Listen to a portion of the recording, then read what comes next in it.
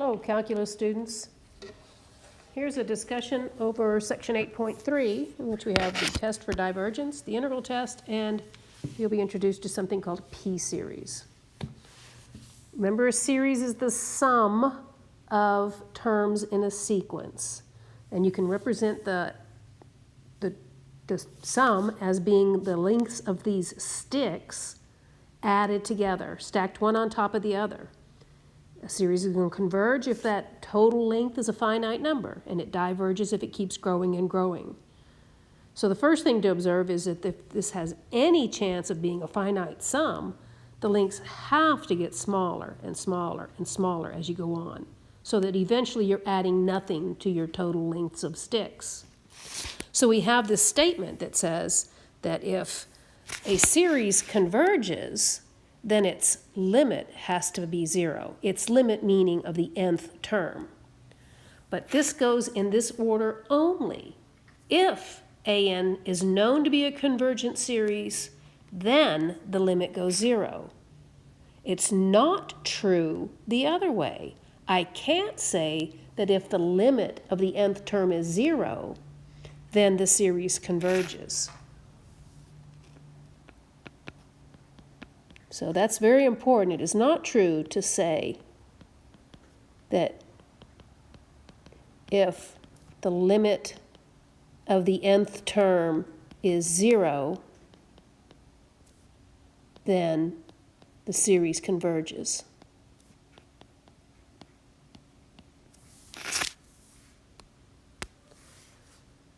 It's only true in this order. If P, then Q. If the series converges, then the nth term has to go to 0.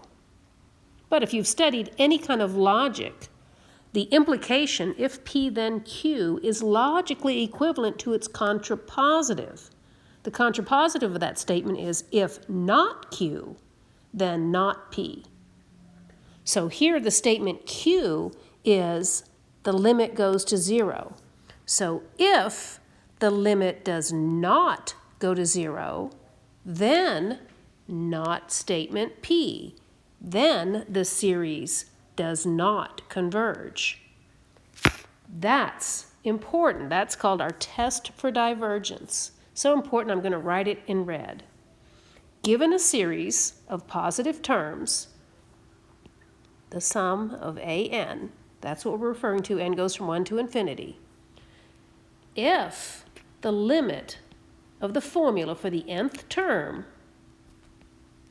is not 0, then this series has no hope of converging.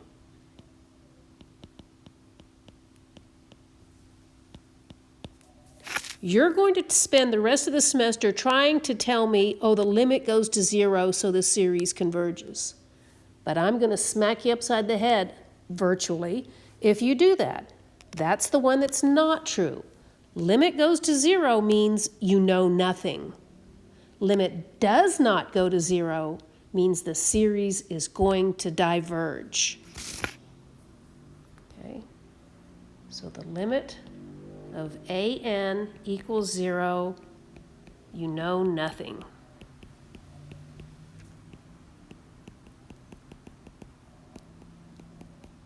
Nothing.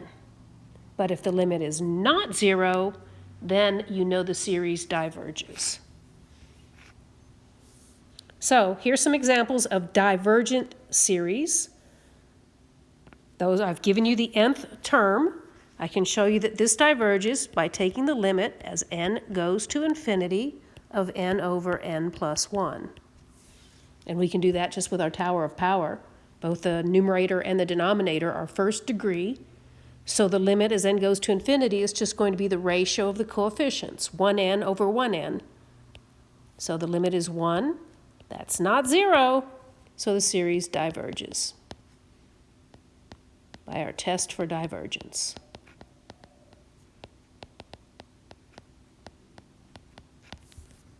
It's that easy. When you're given a series and somebody says, here, does this converge or diverge? Always make a quick check if the limit goes to 0. If the limit does not go to 0, you're done. If the limit does go to 0, you have to reach into your bag of tests and pull out a test to determine whether it converges or not. Example 2, we've got the arctangent of n is the general term. So let's take the limit as n goes to infinity of the arctangent of n. Anybody remember what happens to the arctangent as n goes to infinity? I do. It goes to pi halves. That ain't 0. So it diverges by the test for divergence. All right, let's swap pages. The next test that we're going to encounter for a positive term series is called the integral test. So I've drawn you a picture again of what it means to form this positive term series. We're going to take these discrete sticks, stack them up together, and make a sum. Now, we're only dealing with positive term series. We're going to have to work with other tests when our series has terms that could possibly be negative. Now, if you look at this, suppose there's a continuous function that passes through these points. Let's pass a continuous function through here, maybe something like this. There's some function y is equal to f of x. And the requirement for this function is not only is it continuous, but it has to be positive and decreasing. F is continuous, positive, and decreasing. When I say the function has to decrease, it doesn't have to decrease right off the bat. Here I've got it increasing, but its long-term behavior has to be that it's decreasing. So decreasing for x bigger than some big counting number. If you can fit a function through that, see if this makes sense. Suppose I integrate that function. Suppose my counter usually starts at 1. It could start at 2 or something, so I could use an a right here. But suppose I integrate from 1 to infinity of this function. Well, that's calculating area under the curve. So it's giving me all of this area right here. Well, doesn't it make sense that if that area is finite, then the area or the length of those sticks is going to be finite? So if this integral converges,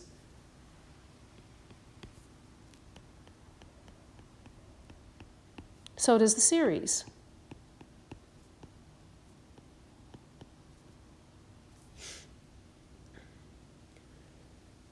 Doesn't converge to the same thing because you can see there's more area under there than there would be if you stack those sticks on each other. But if that area is finite, then the series is going to converge. On the other hand, if the integral diverges, that means there's an infinite number of area under here. If the integral diverges, then so will the series. So the series does whatever the integral does. Sounds easy enough. You know how to integrate a boatload of things. But there's also a boatload of things that you don't know how to integrate. So we're going to try to use the integral test when something is obviously integrable. I should write my functions as functions of x so that you can realize that you're dealing with something on the continuum as opposed to discrete items, the ANs. But sometimes I get lazy and just integrate as a function of n. So pardon me on that one. But let's look at example 1. We've got 2 divided by the square root of n. So let's consider f of x to be 2 over the square root of x. So that's clearly a positive function because I can't take the square root of negative numbers. And it's decreasing because as the x grows, f of x gets smaller and smaller, and it's continuous from 1 to infinity. So it meets all the criteria that there's a positive, continuous decreasing function that passes through all those points. Now let's integrate it from 1 to infinity. So I'm going to write that as 2x to the negative 1/2 dx. We should put the limit out there, but I again can get a little bit lazy. When I integrate this, I add 1 to the power and get a 1/2. Then I multiply by the reciprocal and get a 4. Then I'm going to evaluate this from 1 to infinity. So I'm going to have 4 times something minus 4 times 1, but this part here is infinite. So my conclusion is the integral diverged, so the series will diverge.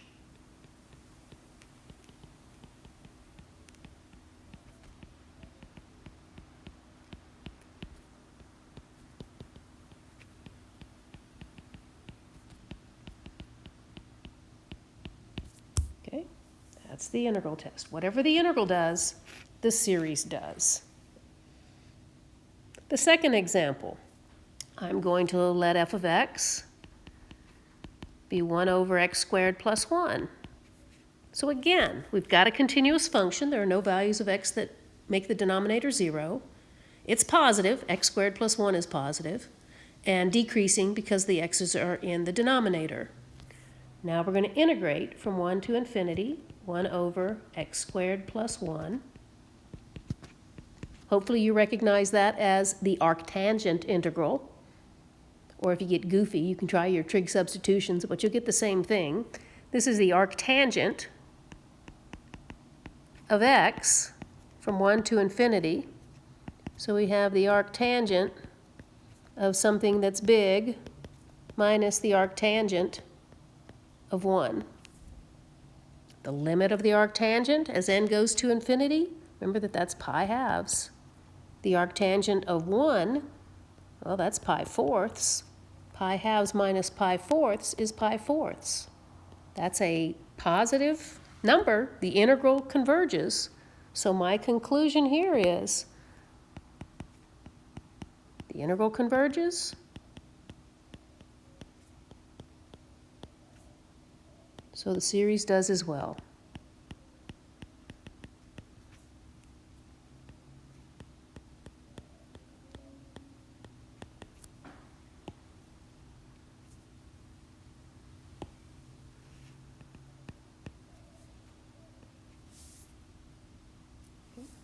Next one. I think we can integrate something that looks like that. Let's take f of x to be 1 over x natural log of x. Notice that the counter starts at 2 so that this thing is defined. So I'm never dividing by 0. That makes my function continuous. All the x's are on the bottom, so as x increases, my function decreases. And the logarithm of numbers from 2 on out are all positive numbers as well. So it's a positive, continuous, decreasing function that I know how to integrate. I'm going to set up the integral from 1 to infinity of 1 over x natural log of x. And I know that if I have a logarithm in the integral, I'm going to take it to be u. And its derivative is the other term in the integral.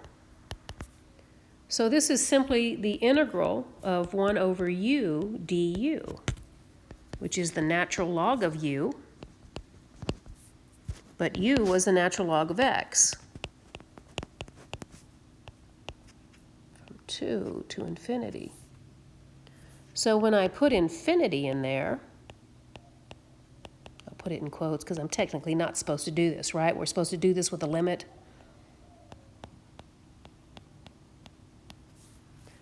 Logarithms are growing functions. So this becomes infinite, then this will become infinite. So I've got this whole term going to infinity, which means that the integral diverges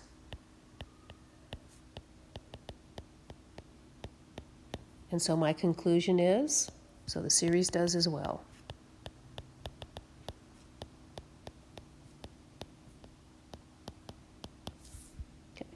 There's the integral test for you.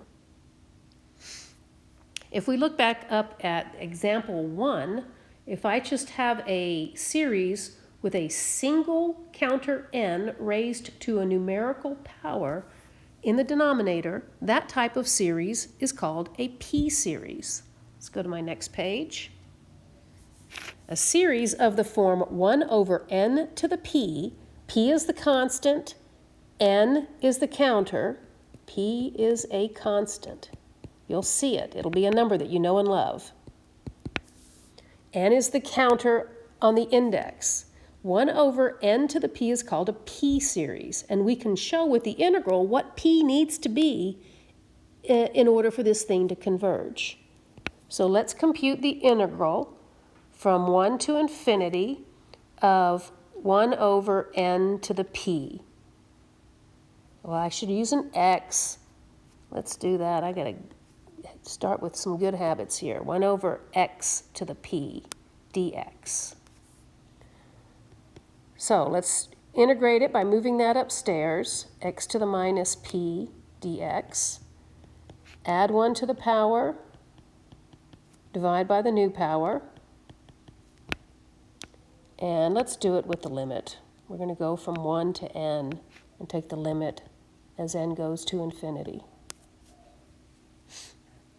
So if I put the n in there, I'm going to write this as the limit as n goes to infinity of x, let me switch the order, 1 minus p, whoops, I'm going to put the n in there I just said. Let's put the n in there. 1 minus n divided by 1 minus n. And then if we put, I don't want that in n. I'm putting that in here. I integrate with respect to x. I had a lapse of concentration. N's going to go to infinity, so I'm going to have n to the 1 minus p all over 1 minus p minus, now if I put a 1 in there for x, 1 to any power is 1. So I'm going to have that. So really, in order for this to converge, this has to be finite. So that means if n is going to infinity, I would want it in the denominator in order for this to be a convergent, right? If n is in the numerator and n goes to infinity, it goes to infinity. So we would need this n to go in the denominator.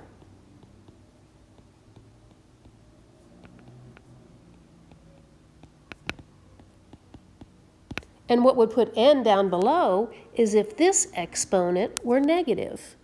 So we need 1 minus p to be negative.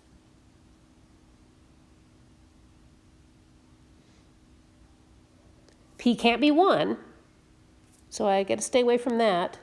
So let's solve this for p. Let's rewrite that like this. So that says for p bigger than 1, this series converges.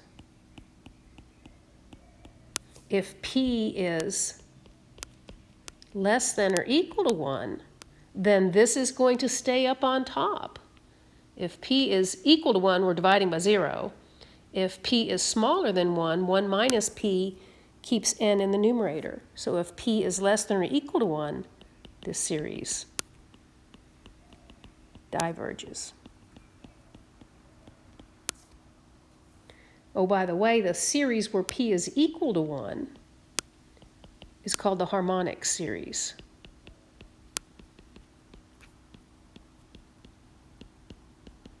It has some applications in engineering where things that have harmonic or bouncing back and forth behavior. That's a p series where p is 1, right? Think about 1 over n. If you're integrating 1 over x, you get a natural log of x. And as x goes to infinity, the log of x goes to infinity. So that's going to diverge, right? We need a power bigger than 1. Okay, so a p series converges. 1 over n to the p converges if p is strictly larger than 1. That's what we mean by p series. Those are the easy ones, those and geometric series. All right, I got 3 examples for you, and we're going to identify these as p-series. So I've got to write them as 1 over n to the p. So let's combine these powers down here.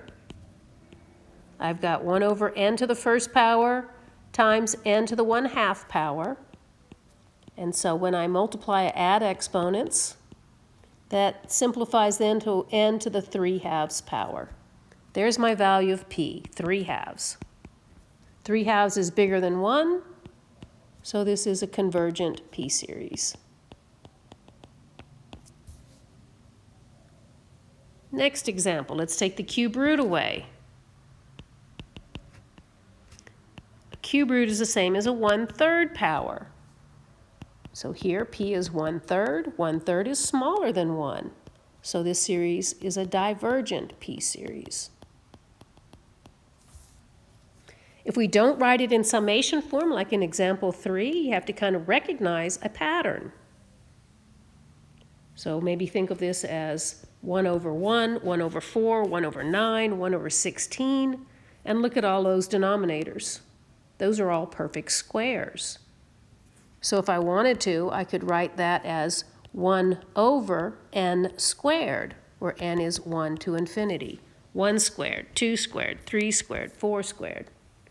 So in its condensed form, we have that, a p-series, where p is 2. By gosh, that's bigger than 1, so it is a convergent p-series. Again, we don't know what they converge to, we just know they converge. And we'll have some techniques to estimate what this infinite sum will be, but we just don't know by looking at the series what it's going to converge to. So that's the gist of section 8.3. Given a series, always look to make sure that its nth term goes to 0.